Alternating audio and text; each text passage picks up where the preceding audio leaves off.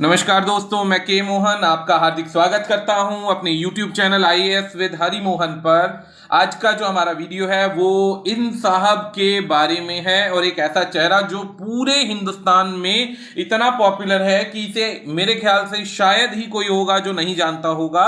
एक ऐसा व्यक्ति जिसने एक टाइम पीरियड पर एक तरीके से राजा महाराजा भी क्या जीवन जीते होंगे वो जीवन जिया और भारत सरकार को बेवकूफ बना बनाकर एक बहुत बड़े अमाउंट का कर्जा लेकर यहां से भाग गए।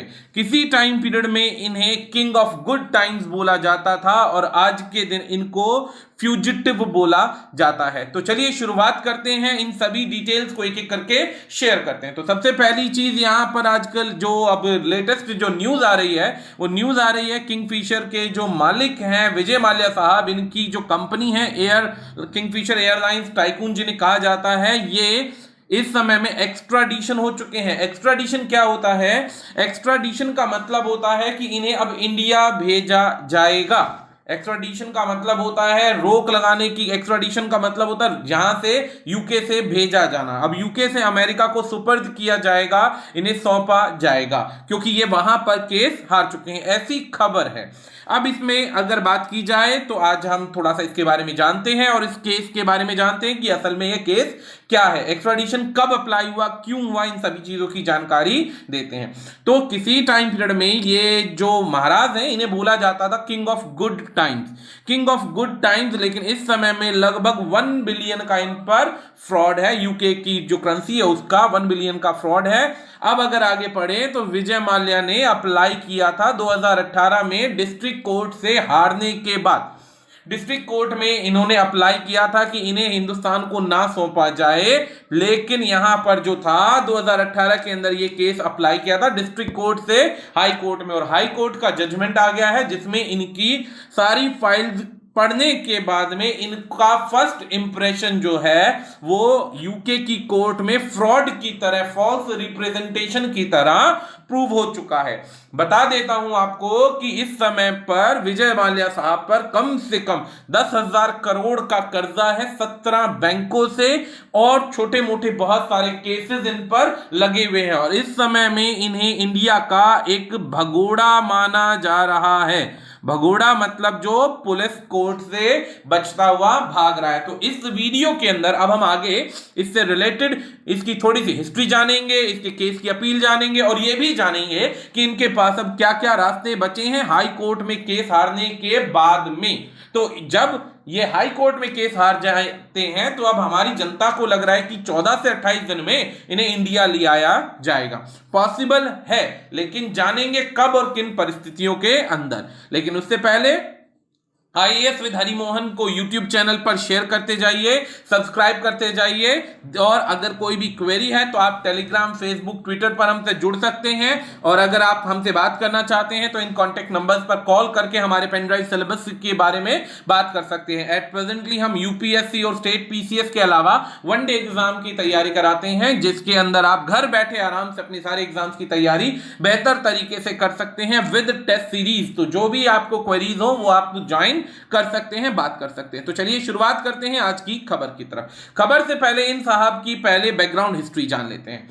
सबसे पहली चीज क्या है कि ये एक ऐसा व्यक्ति है जिसके बारे में कहा जाता है कि जिस कंपनी पर यह हाथ रख देगा उस समय में वो सोने की बन जाती थी। यानी जिस कंपनी के सपोर्ट में ये खड़े हो जाते थे एक टाइम था कि वो सोने की बन जाती थी और वो बहुत तरक्की करती थी। लेकिन आज के दिन ये माना जाता है कि ये जिसकी तरफ रुख करेंगे वो भी बर्बाद हो जाएगा। ये कितनी हास्यप्रद बात है। चलिए, इनको किसी टाइम पीरियड में किंग ऑफ गुड टाइम्स बोला जाता था। इनका पूरा नाम विजय विट्ठल माल्या है। विट्ठल में डबल टी आता है, यहां पर मैंने वाइटल लिख दिया, ये कंप्यूटर का ऑटो करेक्ट है, उसके लिए सॉरी। अब डेट ऑफ बर्थ की बात की जाती है तो 18 दिसंबर 1955 के अंदर इनका जन्म हुआ। 64 साल के आसपास की इनकी उम्र है। इसके बाद ये पॉलिटिशियन तो हैं ही अकाली दल से, फिर बाद में इन्होंने बीजेपी ज्वाइन कर लिया था और उसके बाद ये अलग अलग राज्यसभा से इलेक्शन जीतते रहे हैं और ये एक बिजनेसमैन भी है। पैदा जब हुए थे तो ये एक चांदी की चम्मच लेकर पैदा हुए थे। इंडिया में चांदी की चम्मच लेकर पैदा होना उस व्यक्ति को कहा जाता है जो व्यक्ति रईस घरानों में पैदा होते हैं और आगे का भविष्य भी बहुत रईसी में बीतता है। तो विजय माल्या को धीरे धीरे धीरे धीरे लीकर फैक्ट्री जो इनके पिता के नाम से थी, वो लीकर फैक्ट्री, पहले इंडियन थे जो यूनाइटेड बेवरीज लिमिटेड के डायरेक्टर थे, और डायरेक्टर होने के बाद ये धीरे धीरे उनके अंदर और कंपनीज को खरीदते चले गए और उसके चेयरमैन बन गए अपने पिता की मृत्यु के बाद। पिता की मृत्यु हुई 1983 के अंदर, और 83 में जैसे ही उनकी मृत्यु हुई 1983 में ही इन्हें यूनाइटेड ब्रेवरीज यानी कि शराब, अल्कोहल और लीकर फैक्ट्री के ग्रुप का मालिक बना दिया। हालांकि इनके पास खाली किंगफिशर ही नहीं और भी छोटे मोटी 60 कंपनीज थी, 60 कंपनीज थी, जिसके अंदर एयरलाइंस से लेकर और भी बहुत सारी कंपनीज थी जो इनके अंडर आती थी। जब इन्हें बनाया गया तो पहले 15 साल के अंदर कंपनी का जो प्रॉफिट था इनकी वजह से 64% बढ़ा, जो कभी भी नहीं हो पाया था। 64% बढ़ा और 11 बिलियन का जो मुनाफा था वो 98 से 99 के पर गया। अगर हम बात करते हैं किंगफिशर की बियर्स की, तो बियर एक अकेला ऐसा प्रोडक्ट है जो हिंदुस्तान में, जो विजय माल्या को नहीं भी जानता होगा वो किंगफिशर की बियर्स को जरूर जानता होगा। लीकर में इनका बहुत नाम है, 50% मार्केट का शेयर है। इतना बड़ा शेयर और किसी भी लीकर फैक्ट्री का या किसी भी ब्रांड का नहीं है। 50% का इनका फैक्ट जो है शेयर है, जो इंडिया के अलावा अलग अलग कंट्रीज में भी है। यानी कि इतना बड़ा सेक्शन हो चुका था कि अगर इनके बंगलों की बात करें तो लगभग 11 से 110 करोड़ के आसपास का इनके पास बंगला है। गाड़ियों की बात करें तो हर गाड़ी 1.5 करोड़ से 2-2 करोड़ की लगभग 50 गाड़ियां ले रखी हैं इन्होंने। अगर अपने प्राइवेट जेट्स की बात की जाए तो इनके पास बहुत सारे प्राइवेट जेट्स हैं। प्रॉपर्टी की बात की जाए तो अलग अलग कंट्रीज के अंदर, स्पेशली यूके के अंदर इनका बहुत बड़ा एसेट भी इन्होंने जोड़ रखा है। तो पैसे की बात करें तो लोगों के अनुसार अभी एक बर्बाद व्यक्ति है, लेकिन अभी भी इसके पास पैसे की कोई कमी नहीं है। अब आ जाती है बात पॉलिटिकल करियर की। तो पॉलिटिकल करियर को अगर हम ध्यान दें तो पहले 2000 के अंदर अकाली भारत जनता दल से ये जुड़े थे और वहां के मेंबर बन गए। धीरे धीरे 2002 के अंदर इंडिपेंडेंट ये होम स्टेट से यानी कर्नाटका से खड़े हुए और राज्यसभा का इलेक्शन जीत गए। 2003 में इन्होंने जनता दल, जो सुब्रमण्यम स्वामी की जनता दल है, उसको स्वीकार किया। 2003 से 10 तक उसी जनता दल के अंदर वर्किंग प्रेसिडेंट रहे और 2010 के अंदर दूसरी बार जब राज्यसभा के मेंबर बने तब इन्होंने बीजेपी को सेलेक्ट कर लिया, बीजेपी के साथ हाथ मिला लिया। यानी कि ये व्यक्ति बिजनेस में तो बढ़ ही रहा था, बिजनेस में बढ़ने के साथ साथ धीरे धीरे पॉलिटिकली अपना करियर बना रहा था। कोई नहीं जानता था कि अपने इस पॉलिटिकल करियर का इस्तेमाल करके वो भारत के 17 बैंकों को बर्बाद करके भाग जाएगा। इसीलिए राजनेता होने की वजह से, नेता होने की वजह से इनके शायद लोन मिलने के अंदर ज्यादा समस्याएं नहीं आई होंगी, क्योंकि ऊपर से राजनीतिक जो दबाव बनाया गया होगा उस परिस्थिति के अंदर धीरे धीरे बैंकों ने भी अपनी नौकरी बचाने के लिए, अपने एसेट्स को बचाने के लिए इन्हें लोन दिया होगा। अब आ जाती है कंट्रोवर्सीज और चार्जेस की बात करते हैं। तो कंट्रोवर्सीज बहुत सारी हैं, बहुत सारी में ये समझ लीजिए कि 2007 के बाद से, ये 2007 या 2005 के बाद से धीरे धीरे इनका ग्राफ जो था गिरना शुरू हो गया। गिरना शुरू हो गया का मतलब ये कि फिर ये बर्बादी की डगर पर चल पड़े, इतनी तेजी से चले कि धीरे धीरे धीरे धीरे 2016 के बीच में इन्हें अपना देश छोड़ना पड़ा और भागना पड़ा। तो क्या हुआ कि पहली बार जब इनकी जो किंगफिशर माल्या की जो कंपनी थी एयरलाइंस, इसने प्रूव किया फेलियर और आउटस्टैंडिंग सैलरीज जो थी और जो इनके ड्यूज थे इनके एम्प्लॉयज के, इंटरनेशनल बाजार में गिरने की वजह से ये ड्यूज नहीं दे पा रहे थे। तो पहली बार इनकी कंपनी ने इन्हें 188 करोड़ का झटका दिया। किंगफिशर की एयरलाइंस ने 188 करोड़ का झटका दिया। यही अगले साल 188 करोड़ का झटका जो था 1608 करोड़ का बन गया। फाइनेंशियल ईयर आगे जैसे बढ़ता गया और उसके बाद वो जब कंपनी फाइनली कंप्लीट हुई तो ये पाया गया कि इन पर 5665 करोड़ का कर्जा हो चुका था। यानी कि वो कंपनी बर्बाद होती चली गई और इन पर कर्जा बढ़ता चला गया। 2009 तक इन पर लगभग 5500 से 5700 करोड़ का कर्जा था, 5,700 करोड़ का कर्जा हो चुका था। विजय माल्या ने धीरे धीरे लोन्स से लोगों पर अपने जाल में फंसाना शुरू किया, अलग अलग बैंक्स को, और बैंक्स को जब जाल में फंसाना शुरू किया तो अलग अलग तरीके से अपनी पावर का इस्तेमाल करके, अपने एक रसूख का इस्तेमाल करके, रिश्तेदारों का, जानकारों का, बड़े बड़े पॉलिटिशियंस का सहारा लेकर के इन्होंने आईडीबीआई से लोन ले लिया 950 करोड़ रुपए का।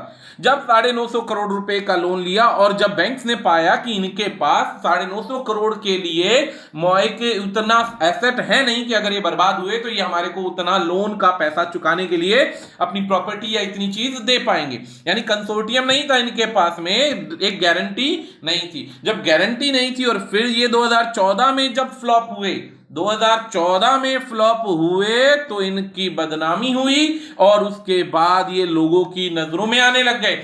इससे पहले कई बैंक्स ने, जो 2014 के अंदर जब ये पहले बार विलफुली डिफॉल्टर हुए थे, तो उससे पहले एसबीआई ने और भी कई सारे बैंक्स ने मौजूदा सरकार को इनके बारे में जानकारी दी थी।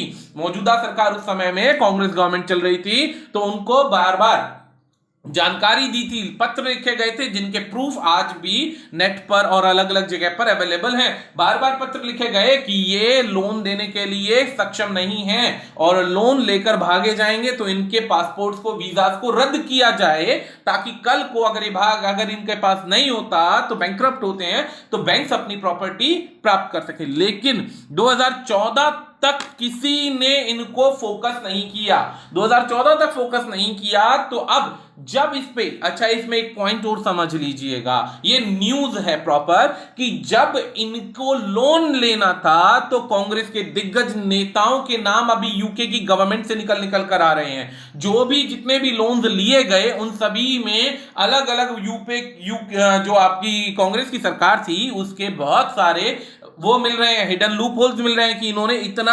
बेसिकली घूस खाया, इतना करप्शन लिया ताकि ये लोन पास करवाया जा सके। 2014 में जैसे ही सरकार बदली तो इनके लोन जो थे मिलने हो गए बंद। लोन को चुकाने के लिए नया लोन ले रहे थे और 2014 में सरकार बदली। इनकी जानकारी बीजेपी यानी कि जो प्रेजेंट सरकार है उससे अच्छे कनेक्शन नहीं साबित नहीं हो पाए। तो 2016 के अंदर जब एसबीआई ने रिकवरी की बात करी तो रिकवरी के दौरान इनका माल्या का पासपोर्ट रद्द करने की बात की गई। जब माल्या का पासपोर्ट रद्द करने की 2016 में बात हुई, एक नसीब वाली बात ये हो सकती है कि देखिए इनका लक कितना तगड़ा था। जब तक इनका पासपोर्ट रद्द होना था तब तक ये इंडिया छोड़ चुके थे, यानी अंदरूनी डिपार्टमेंट में इनकी इतनी तगड़ी बातचीत थी कि जब इनका पासपोर्ट रद्द होना था उससे पहले, जब ये अरेस्ट होने थे उससे पहले ही क्या हुआ, ये भाग गए, लंदन भाग गए और वहां पर छिप गए। वहां की सरकार से जब इनको लोकेट करने के लिए, अरेस्ट करने के लिए सरकार ने, इंडियन गवर्नमेंट ने इनको अरेस्ट करने के लिए परमिशन मांगी, तब इन्होंने उस समय में केस किया था कि इन्हें इंडियन गवर्नमेंट को ना सौंपा जाए। अब ये था एक्स्ट्राडिशन यानी कि उस समय में इंडियन गवर्नमेंट को ना सौंपा जाए।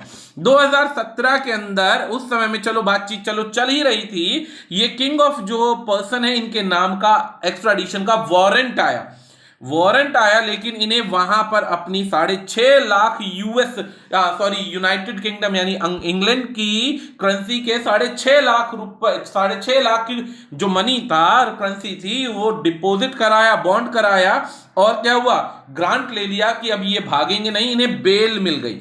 पहली बार इनके नाम का वारंट आया कि इन्हें भेजा जाना है 2017 के अंदर, लेकिन इन्होंने वहां पर बेल ले ली और बेल लेने के बाद में काफी बार ऐसा हुआ जैसे जैसे इन पर मौजूदा सरकार का शिकंजा कसता चला गया कि भाई अब तो तुम्हें लाना ही पड़ेगा। बड़ी बड़ी कंपनीज जो थी इन्हें इंडिया में लाने के लिए पूरी तरीके से तैयार हो चुकी थी। तब इन्होंने बार बार ट्वीट करके अपनी मंशा जताई कि मैं पूरा प्रिंसिपल अमाउंट देने को तैयार हूं, प्रत्येक बैंक का प्रिंसिपल लोन देने को तैयार हूं, बस मुझे बंद ना किया जाए, मेरी आजादी पर कोई खनन ना डाला जाए। लेकिन आप तो जानते हैं कि जब चुकाने का समय था तब तक तो इन्होंने बेवकूफ बनाया। अब जब शिकंजा कसता जा रहा है, कोर्ट की प्रोसीडिंग्स हो रही हैं और अब ये क्रिमिनल की तरह देखे जा रहे हैं, तब ये बेसिकली उल जलूल जो है अपनी कमेंट्स करते जा रहे हैं। अब विजय माल्या के ऊपर इस समय जैसे जैसे कोर्ट का शिकंजा कस रहा है, अलग अलग जो चार्जेस है सामने आ रहे हैं। जैसे इन पर सबसे पहला है क्रिमिनल कॉन्स्पिरेसी। दोस्तों सबसे पहली बात, जब आपको पता है कि आपका पासपोर्ट वीजा रद्द होने वाला है, कोई देश आपकी परमिशन नहीं दे रहा आपको बाहर जाने की, फिर भी आप किसी तरीके से जुगाड़ लगाकर बाहर चले जाते हैं, तो ये देश के नियमों का उल्लंघन है। इसे क्रिमिनल कॉन्स्पिरेसी के अंदर रखा जाता है।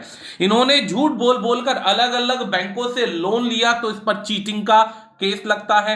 इसके बाद जो पैसा लिया, इन्होंने कुछ पैसा इस प्रकार से बचा के रखा कि 1% ही अगर बाहर जाते हैं तो वो पैसा इनकी मदद करेगा, जिसे मनी लॉन्ड्रिंग कहते हैं। इन्होंने गलत तरीके से इलीगल सोर्सेज से वो पैसा बाहर भेजा। इसके बाद इन्होंने क्या किया, लोन का फंड्स का मिसयूज किया, उन फंड्स को अपनी प्राइवेट एसेट्स के अंदर यूज किया, अपने डेब्ट्स को, अपनी परेशानियों को सुलझाने की जगह। तो इस प्रकार से ऐसे इन पर चार्जेस हैं।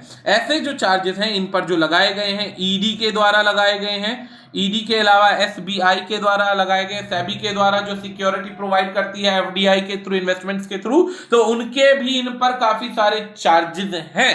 इसके बाद इन पर जो है इनकी कंपनी पर 2013 एक्ट जो था, कंपनी 2013 एक्ट जो था, जो एसबीआई की, जो सेबी की नॉर्म सी एसईबीआई की, उनको भी वायलेशन करने का इन पर आरोप है। यानी कि इन्होंने एक बार जब फंसते चले गए तो इन्होंने फिर रुकने का प्रयास नहीं किया।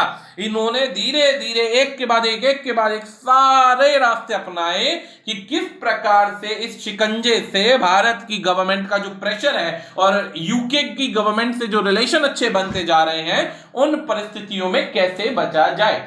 तो ऐसे बचने के लिए इन्होंने सारे नियम अपनाए, जहां पर घूस देनी थी, बेईमानी करनी थी, सब किया।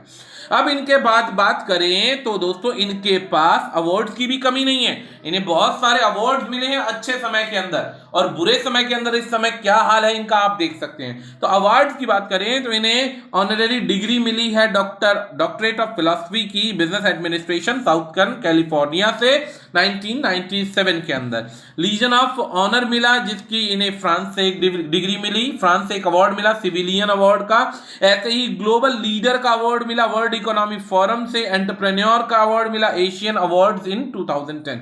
यानी कि जब अच्छा समय था, पैसा था, तब इनको सारे अवार्ड मिले। लेकिन आज के दिन कहा जाता है ना कि जैसे ही बुरा समय आता है, अपनी आत्मा, अपना शरीर भी साथ छोड़ने की तैयारी कर लेता है। तो यहां पर यही परिस्थिति आ गई। अब आ जाती है बात इस न्यूज की कि विजय माल्या के ऊपर कैसे कोर्ट ने शिकंजा कसा और हाई कोर्ट ने क्या बोला। तो सबसे पहली जो खबर है, ये 2018 के अंदर हाई कोर्ट में अपील की गई थी कि इन्हें इंडिया को हैंडओवर ना किया जाए, इंडिया को हैंडओवर ना किया जाए। उसके लिए इन्होंने वहां की कोर्ट से केस लड़ा। कोर्ट में जब केस लड़ा तो ये ऑलरेडी डिस्ट्रिक्ट कोर्ट में हार चुके थे। डिस्ट्रिक्ट कोर्ट में हारे तो परमिशन लेने के बाद इन्होंने हाई कोर्ट में अपील किया। हाई कोर्ट में केस चला तो मनी लॉन्ड्रिंग और कॉन्स्पिरेसी के जो केसेस थे, इन पर प्रोसिक्यूट हुए, जो प्रूव हो गए दोस्तों, जो प्रूव हो गए। और उस गवर्नमेंट ने बोला इन्हें कि तुम्हारा जो फर्स्ट इंप्रेशन है वो भी लोन लेने का था। फर्स्ट इंप्रेशन जो था वो सिर्फ बेवकूफ बनाने का था, कॉन्स्पिरेसी का था। ये जो प्राइमा फेसिया जो पॉइंट है वहां के जजेस ने यूज किया कि तुम्हारा जो फर्स्ट इंप्रेशन था वो ही गलत था, कि तुमने लोन लेने के लिए सिर्फ और सिर्फ अलग अलग रास्ते अपनाए। भारतीय सरकार की जो अलग अलग एजेंसीज हैं, इन्होंने इन पर कॉन्स्पिरेसी का केस लगाया है, कॉन्स्पिरेसी के बाद क्रिमिनल एक्टिविटीज का केस लगाया है, और अलग अलग प्रकार से केसेस को जोड़ा गया। तो इस पर 46 पेजेस की जजमेंट जो थी, उसके अंदर 46 पेजेस की जजमेंट के अंदर ऑब्जर्व किया गया कि विजय माल्या पर फ्रॉड का केस चल रहा है और कॉन्स्पिरेसी प्रूव होती है। प्रूव होने के बाद में अब विजय माल्या को इंडिया को सौंपने का, एक्स्ट्राडिशन का केस जो था, प्रूव होने के बाद हाई कोर्ट में ये लूज हो गए। हाई कोर्ट में जब लूज हुए तो इन पर एक लास्ट वर्डिक्ट में बोला गया कि इन्होंने अपने आप को फॉल्स रिप्रेजेंट किया है लोन्स और फंड्स कलेक्ट करने के लिए।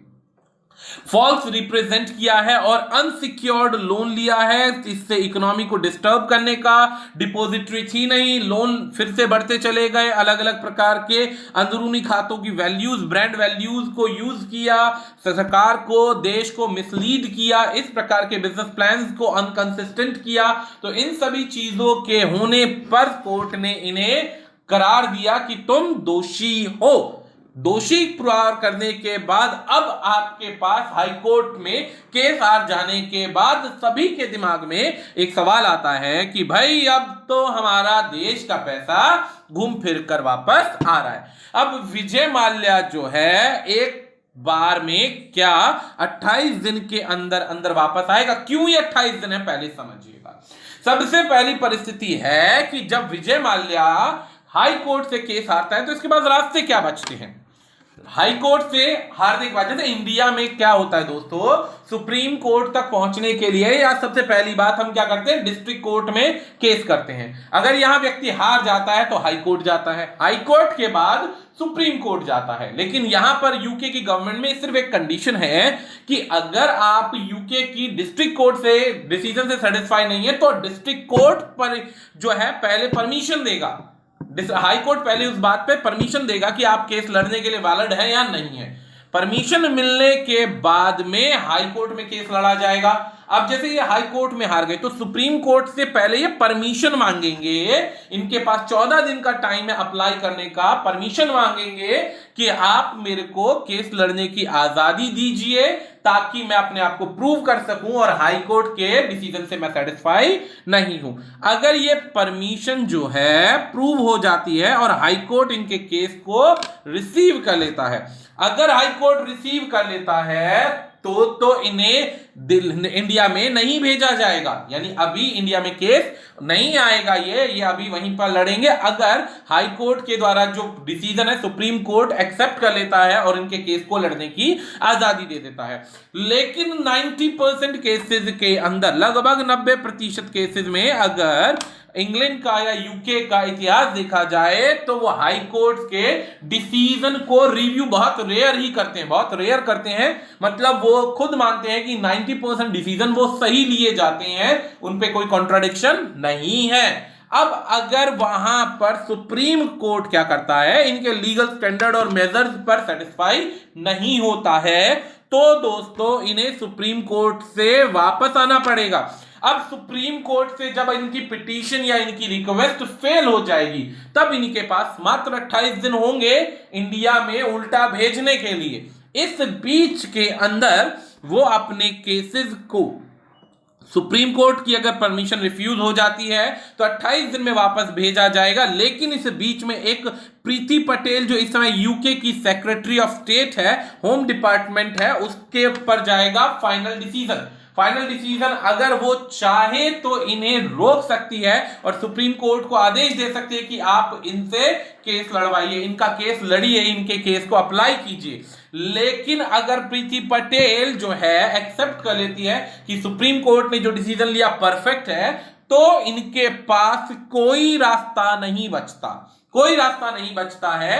अब इन्हें फिर सीधा 28 दिन के अंदर अंदर इंडिया भेजा जाएगा। यानी कि इनकी मुसीबतें अभी बढ़ने वाली हैं, कम नहीं होने वाली। यानी कि 14 दिन के अंदर अप्लाई करना है सुप्रीम कोर्ट में, अगर सुप्रीम कोर्ट एक्सेप्ट करती है तो यूके में केस चलेगा, रिजेक्ट करती है तो प्रीति पटेल के पास जाएंगे, प्रीति पटेल इनके केस को एक्सेप्ट करेगी या रिजेक्ट करेगी, वो उसी के निर्णय पर निर्भर करता है, वही उसका फाइनल डिसीजन होगा। लेकिन इस समय भारत के संबंध अच्छे होने की वजह से उम्मीद है, याद रखिएगा, उम्मीद है कि वो इस केस को क्या नहीं करेगी, वो इस केस को रोकेगी नहीं, इनको वापस भेजेगी इंडिया, रिलेशन खराब नहीं करेंगे। अब ये जो केस है, ये फाइनल डिसीजन जो एक्स्ट्राडिशन है, ये 3 परिस्थितियों में रोका जा सकता है, टल सकता है। 3 परिस्थितियां, यानी कि प्रीति पटेल और सुप्रीम कोर्ट जो है, इन 3 परिस्थितियों में भारत के अंदर इस विजय माल्या को भेजने से पहले रिव्यू करेंगे, सुप्रीम कोर्ट में केस चलाएंगे।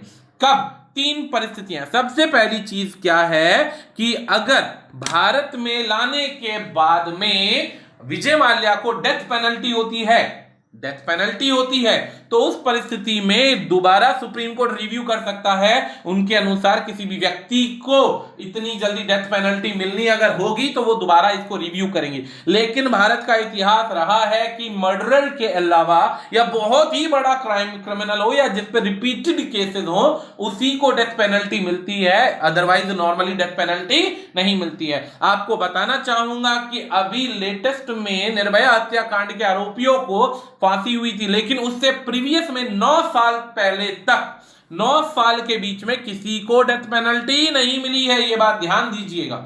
यानी कि ये पॉइंट जो था एक्स्ट्राडिशन का, यानी कि उसे रोका जाना, ये पॉसिबल नहीं है। विजय माल्या को यहां पर इधर मर्सी नहीं मिलने वाली।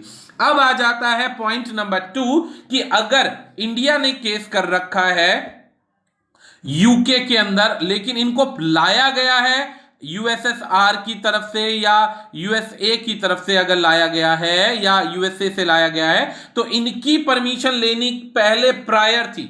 इनकी परमिशन पहले प्रायर ली जाएगी अगर इन्हें दूसरे किसी देश से लाया गया है तो।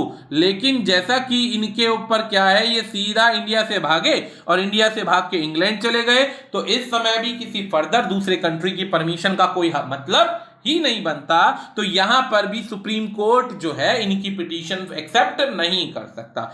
तीसरी प्रॉब्लम यह आती है कि अगर भारत ने अपनी एजेंसीज के थ्रू इन पे जो केस करवा रखा था, उस केस के अंदर प्रूव हो जाता कि भाई डिमांड इनसे हमने लोन्स के ऊपर केस कर रखा है, लेकिन असलियत में कोई और केस निकलना हो, तो उस परिस्थिति में जब स्पेशल अरेंजमेंट हो, यानी कि भारत में ऐसा कोई अरेंजमेंट हो जिसके अंदर कोई फर्जी केस मिल रहा हो, तो भी ये पिटीशन रुक सकती थी।